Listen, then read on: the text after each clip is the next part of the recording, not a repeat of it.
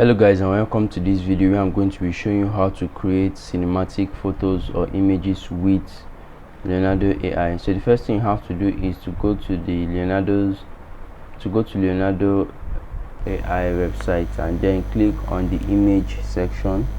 Once you've clicked on the image section, you can scroll and input your prompt here in the prompt section or in the prompt bar.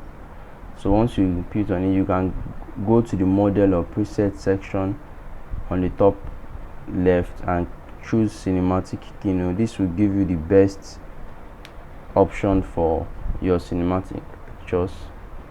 Now style, you can leave it as cinematic or cinematic up close. You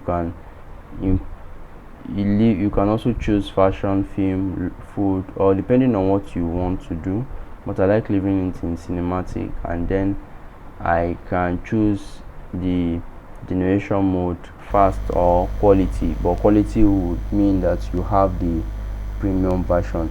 Now you can choose the image dimension you want to adapt, 6:9.